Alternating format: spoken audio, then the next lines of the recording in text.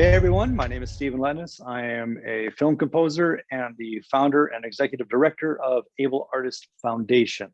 I'm here with editor Craig Tollis, who is also a board member of ableartist Foundation. And before we begin chatting about music and editing and all that good stuff, I want to do a little describing of what we look like for our blind and low vision watchers, viewers. So I am a white male with lighter brown hair, short brown hair. I'm wearing like a dark blue Nike workout shirt. I probably should have worn a polo for a professional interview, but I was working out. And I'm in a room with taupe walls and lighter colored couch and three keyboards, including 2 complete control keyboards from Native Instruments with a TV behind me as well. So that's my room. And Craig, would you do the same? Hey, Steve. Yeah, sure. So I'm Craig Tollis. I'm a middle-aged white male. I have a little bit of graying facial hair. Maybe my most striking feature at the moment is I have not had a haircut since the beginning of the pandemic.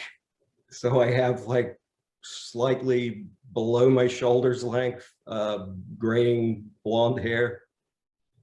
Let's see, I'm in a very beige room with a remote editing system on one side of me and a piece of exercise equipment and some photographs on the wall behind me. Okay, fantastic. So you're in a remote, undisclosed location for your editing purposes, huh? I am. We are all working, or post-production are all working remotely on this show that I'm on at the moment because of COVID. So what we have is something that looks like a computer system, which is actually a kind of a remote keyboard and monitor, or keyboard, mouse, and monitor setup that's controlling a computer, an editing computer that's actually in Burbank, I think. Oh, okay. Wow. Well, thanks for doing that setup for us. The reason for this interview is ableartist Foundation is launching our 2021 music contest. And there are 2 categories. There is an advertising category that people can submit music to, but there's also an all genre category like we had last year, where we want to hear whatever music you've created, any kind of style. And we did an interview, or I did an interview with Christy Van House from Hitlist Music to discuss some keys to writing quality advertising tracks. But the reason I am interviewing Craig Tollis, that I think it would be beneficial for all of you watching, is that he, as an editor, has had experience with inserting music into film, into television. And so he may be able to provide some guidance, not may, you can, you will.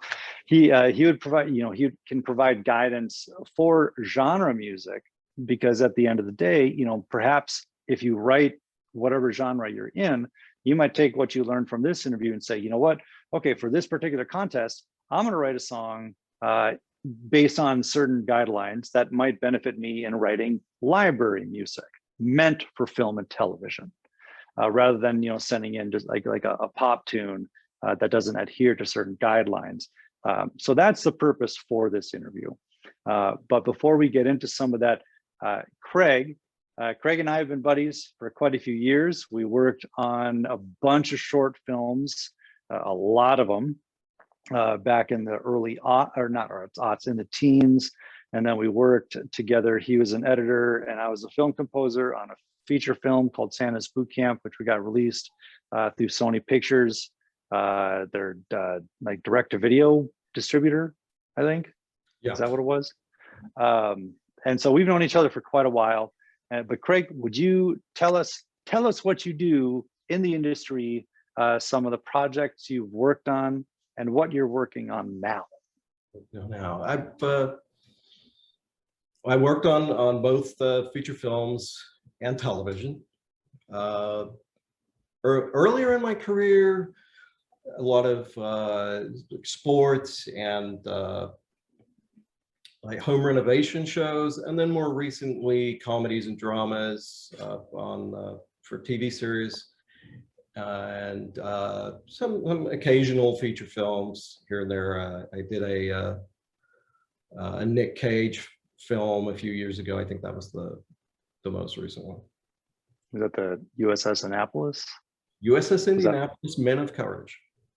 Okay. And you are a picture editor. Is that the official term? What they call it? That is the official term, because there are also sound editors and music editors and dialogue editors. There are many. There's an editor for every aspect of post-production. Okay.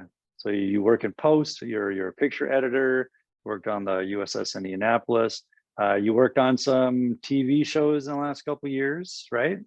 Yeah, the main one was The Good Doctor, which is a show on ABC about a doctor, a surgical resident with autism.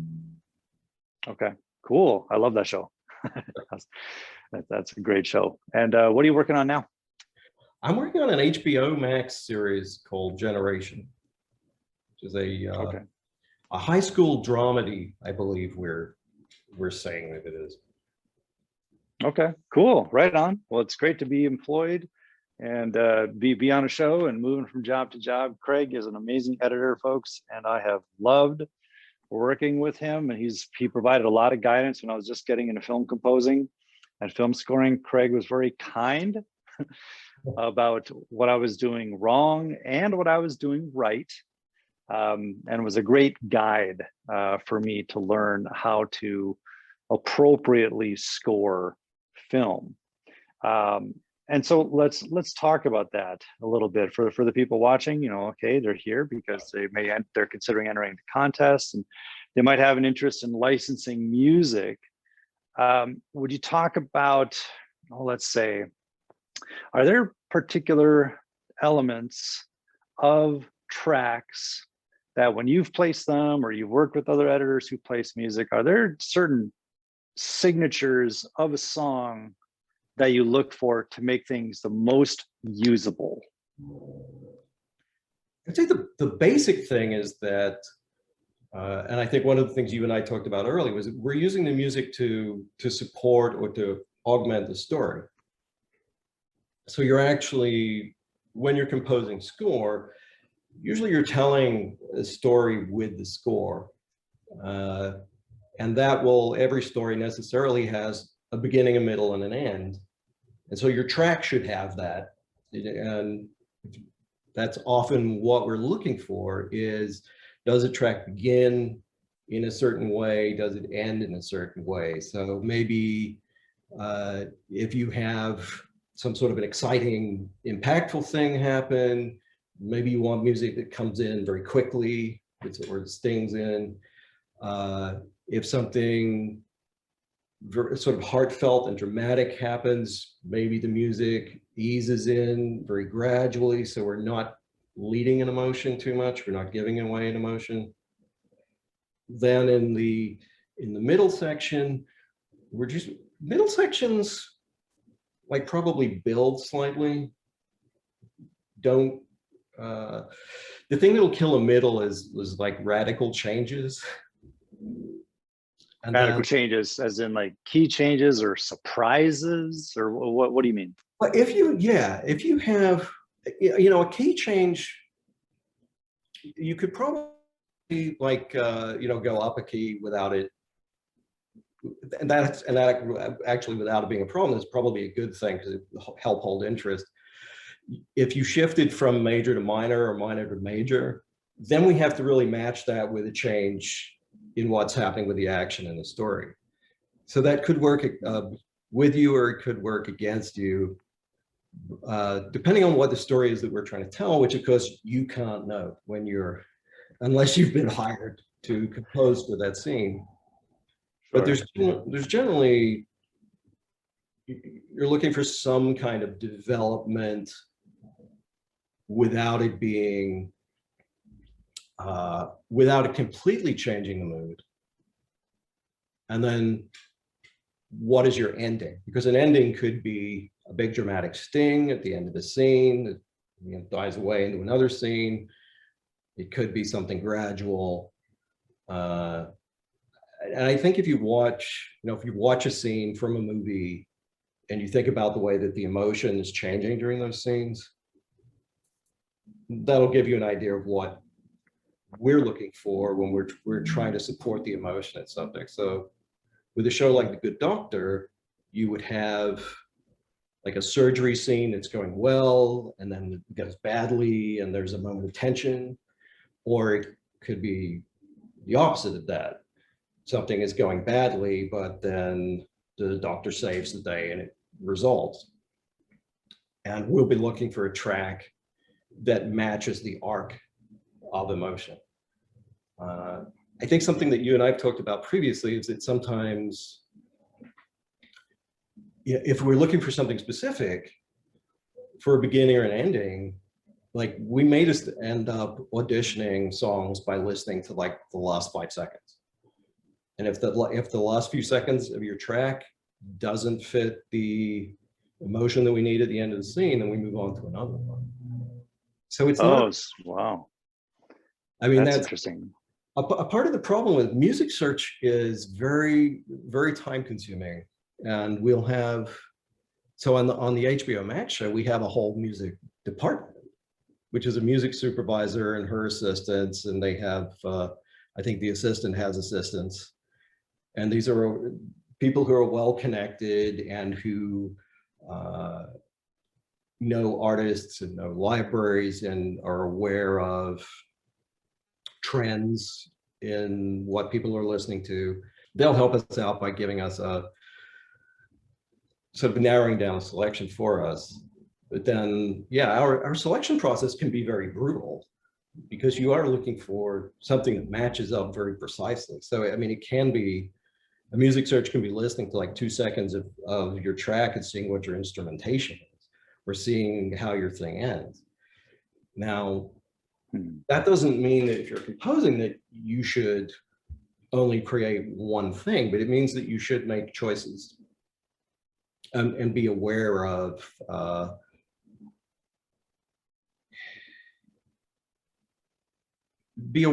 your music might be used. So like a problem that we have frequently is with weak endings. And that can just kill endings. A weak ending can kill your whole track. Something that doesn't either, not everything has to be like a massive sting to end, although sometimes you're looking for that. You're looking for a big pow on the end of a track.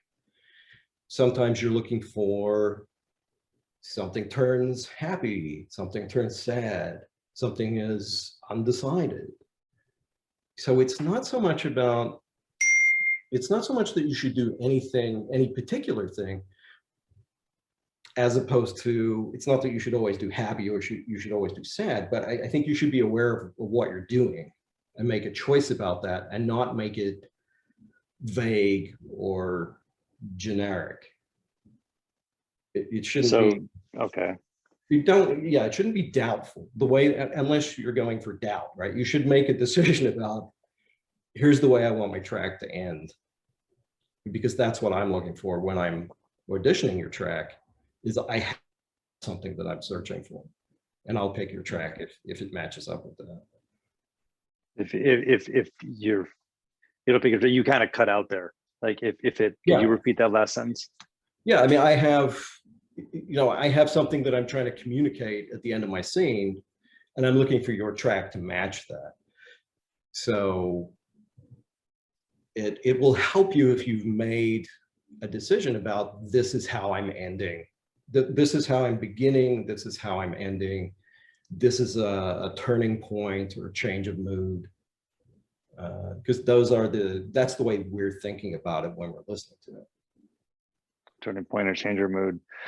Okay, all right. So regardless of the feeling that your track might be swimming in, be confident about that feeling and end with as much confidence as you are with the feeling itself. It's you're writing a happy track, so perhaps it's best, even though since you don't know what the editors would want, if it's starting happy, chances are, have three parts. What we've learned is have, beginning, a middle, and an end.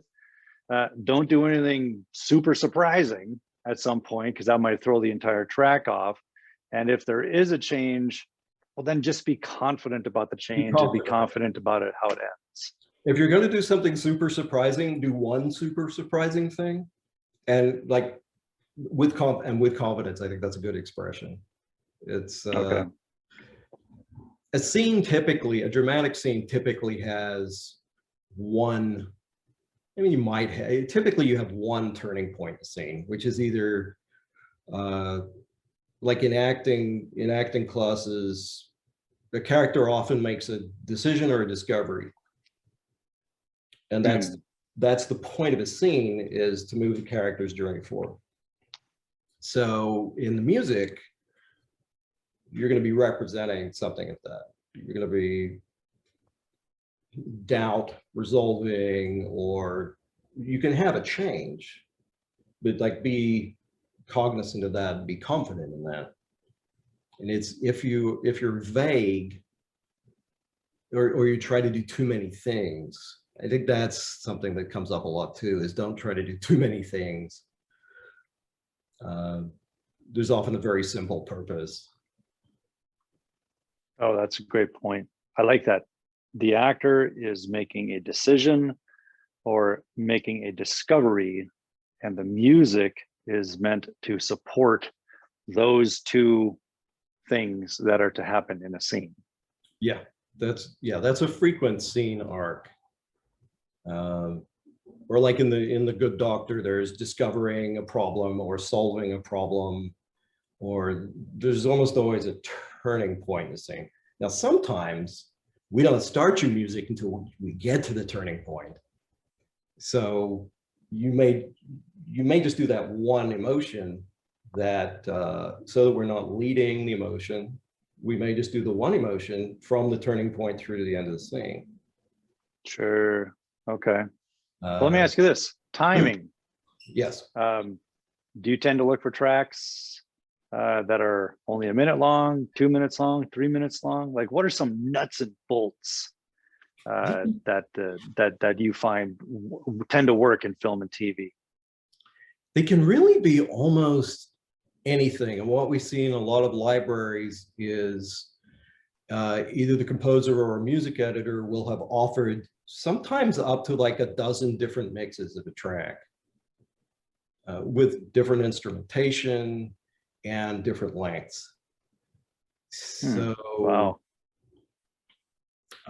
Because if you have a good idea, you can edit that to be longer or shorter, or you can do slightly different instrumentations, or you can do slightly different takes on it. So in a music library that we're working with at the moment, I think the long versions of the tracks will be about 2.5 minutes, maybe 3. Then it's common to offer like a 30-second, maybe a 10 or 15 seconds, that sometimes you just want little transitions between one scene to the next. So if you have an idea, you can use your beginning and your ending in different ways or as elements in themselves. You can have a longer or shorter middle section. And in some cases, what you're saving is us having a music editor or somebody alter your track to try to fit it to a timing, if you've already been able to do that yourself. Yeah, I guess I would say that, so your average television scene is about 2 to 2.5 minutes. You wouldn't necessarily score the entirety of that scene. But like a minute and a, if you're writing something like 1.5 to 2.5 minutes, that's some good flexibility, and then it can be made shorter by a music editor if need be. It's impossible to make something longer without just looping it, which quickly becomes very tedious for the listener. Sure. Yeah, we don't want that. Yeah. So yeah.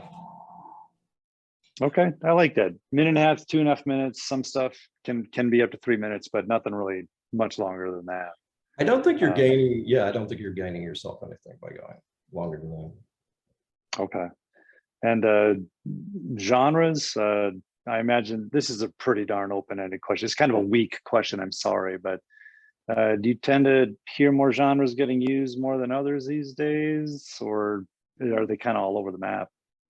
It entirely depends on what the show is, Sure. what the style of the show is.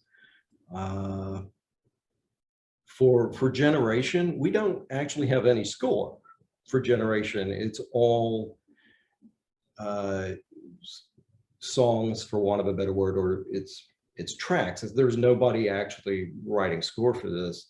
The creative idea is that we're using music in an organic way, as it would exist in the world of the characters.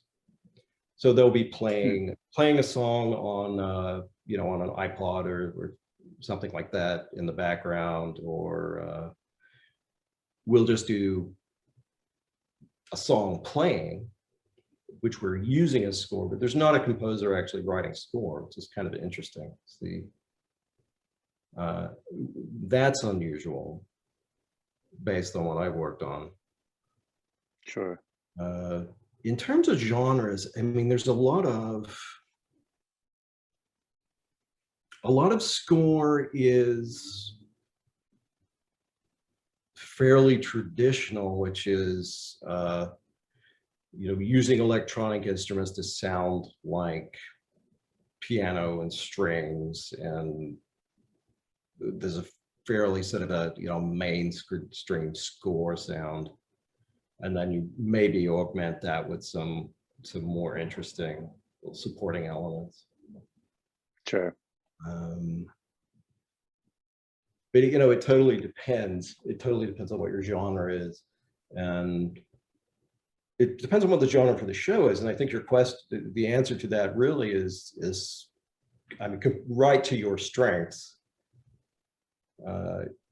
rather than you're better to do a strong track in a style that you like, rather than you guess what somebody else might want.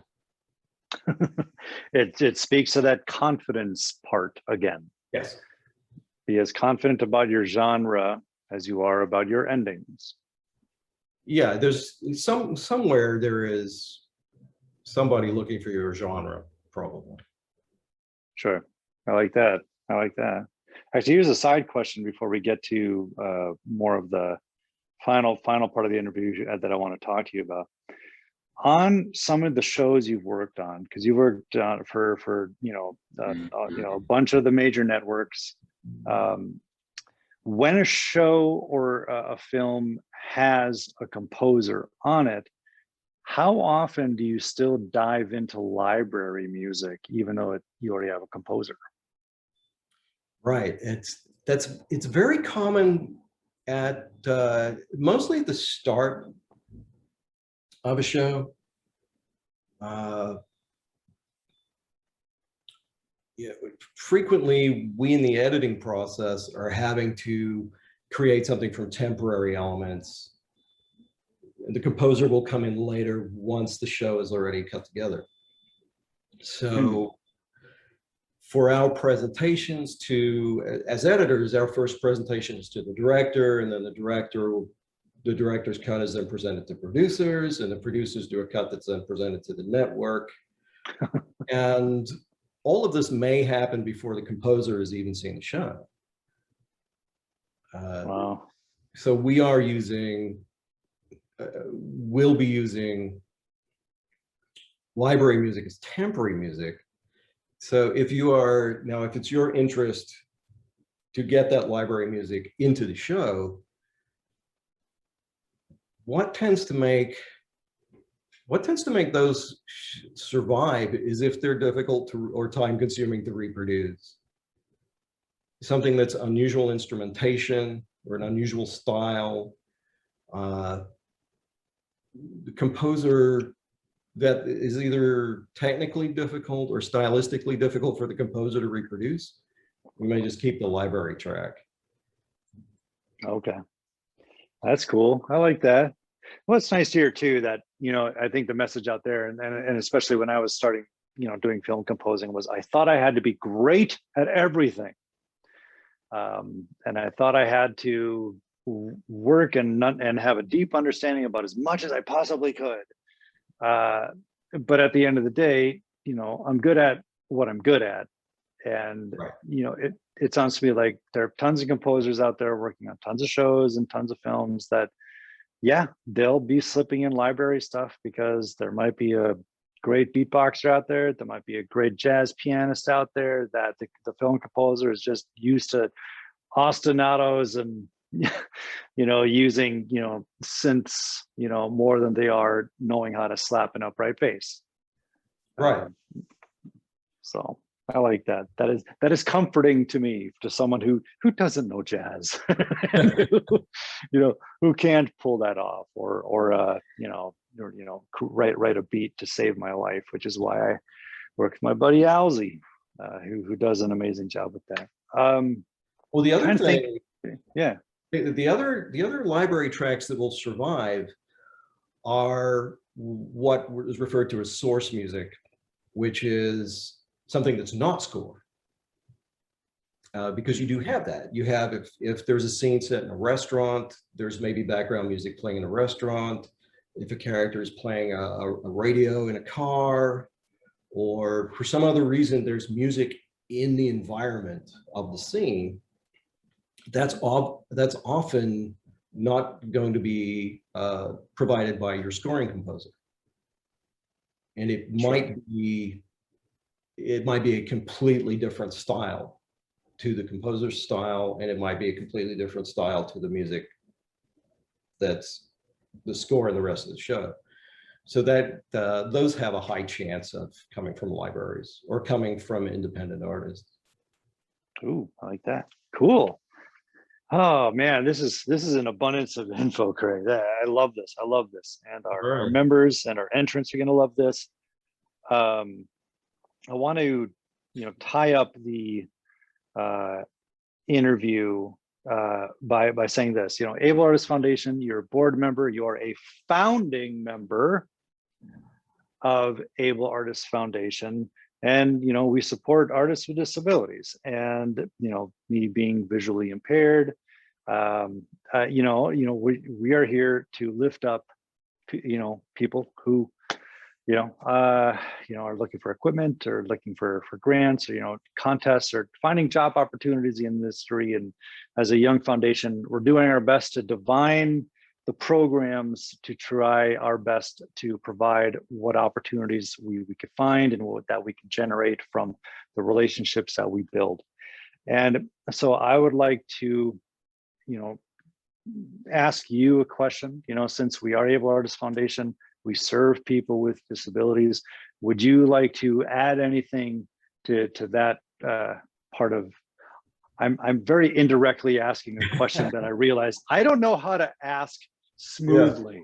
So, would you talk about what would you like to talk about? What would I like to talk about? Well, I mean, I think you're. In a roundabout way, you're talking about what used to be called Asperger syndrome, or what's now called level 1 autism, which I suppose a couple of years ago, I determined that this is a condition that I have, that it's something that you're born with.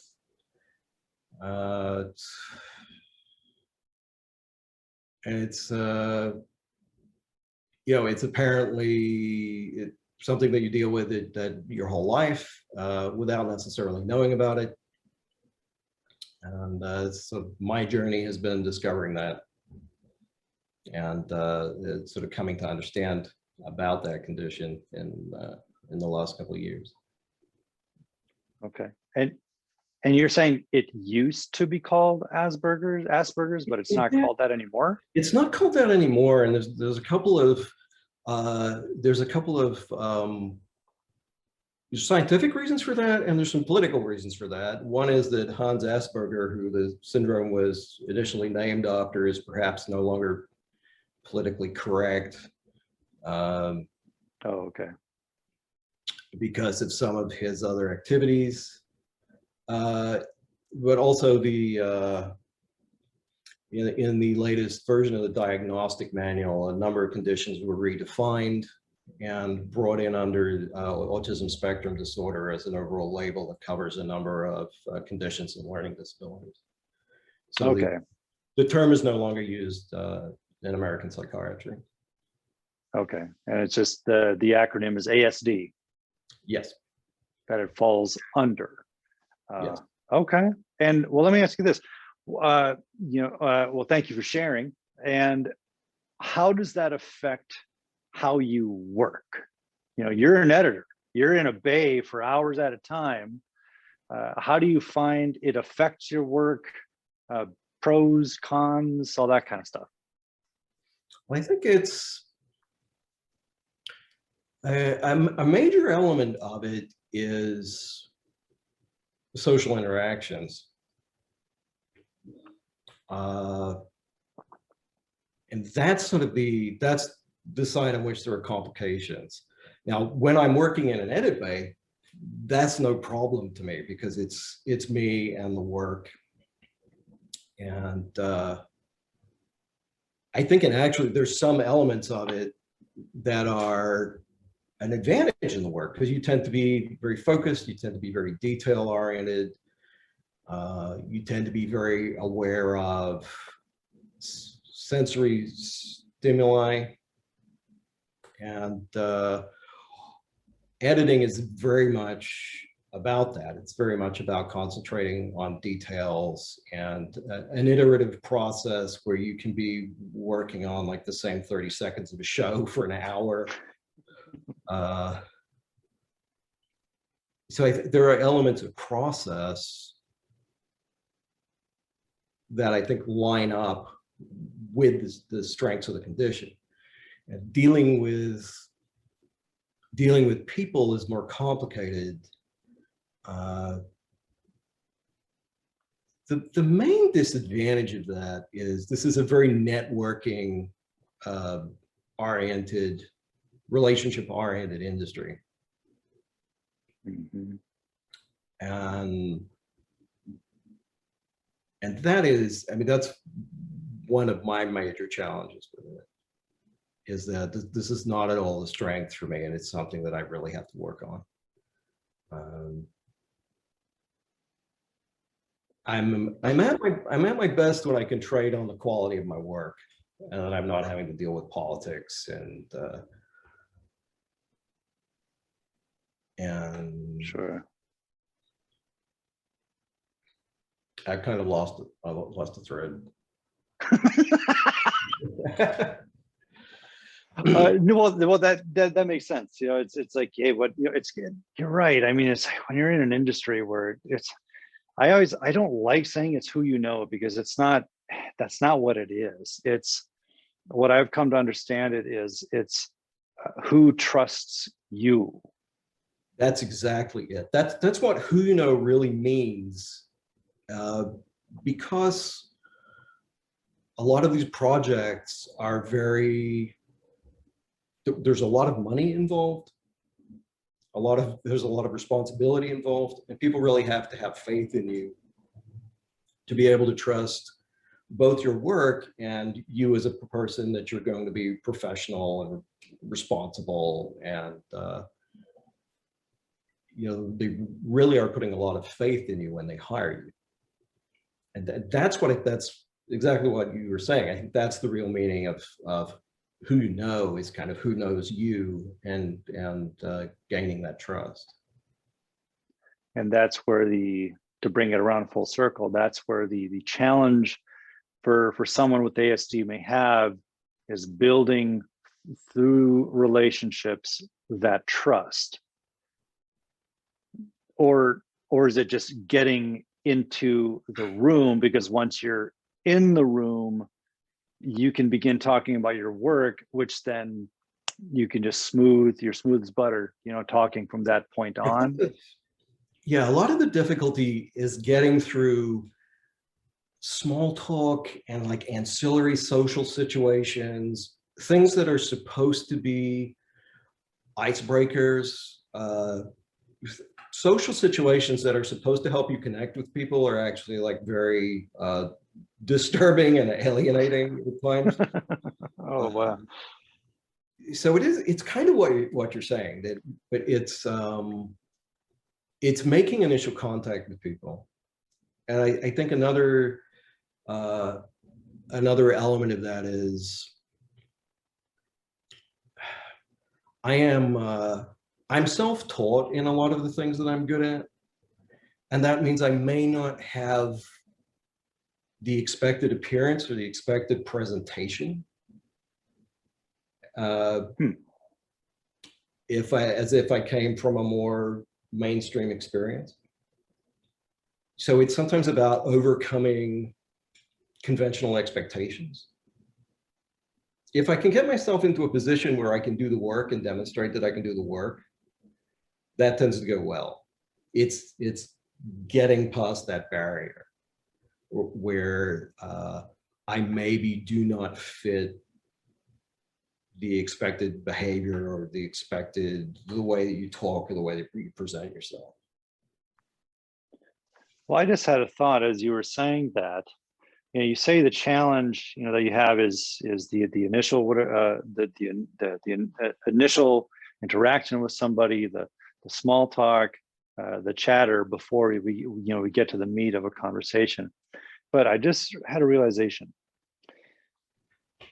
It sounds to me like if you do quality work and you have a reputation, a consistent reputation of doing quality work, being great to work with, a problem solver, other people in the room will speak on your behalf. Yes. Without you even knowing it. You know, how many conversations, you know, have been had about the amazing Craig Tollis that you have no idea, and yet you have been on so many major network television shows and editor on films that you have built up that reputation. And I think actually one of the tail ends we could talk about, I wasn't expecting to ask you this, is about reputation, because I think reputation sometimes might have a bad connotation, but when I think of reputation, I think of, are they easy to work with? Do they consistently do good work? And is that what they are known for? Or are they known for just the small talk, the great pomp and circumstance, but the substance isn't there? That's what I think about when I think of reputation in the industry. Right. Well, what do you think about that? I think it depends on how gritty you want to get. Okay. There are people who make entire careers out of being superficial and being able to talk well at parties, and that's some of this industry is that it's show business. There are people who are horrible to work with, but somebody likes them. They're horrible maybe for me to work with, but they have some other connection with somebody else. Sure. I think for our purposes, somebody wants to be able to rely on you in a crisis. That's what a lot of this comes down to. And if you have even a small number of people who know you like that, I think you're right. They'll be advocates for you. Because a lot of this work does come down to some kind of a crisis, because we have delivery dates, we have air dates, we have schedules that we have to meet. And people need to know that you're going to be there and you're going to be able to do what you said you could do, and to the standard that you said you could do it. Part of the reason that I'm in this industry, this is not the first industry that I worked in. It's not the first career path that I took.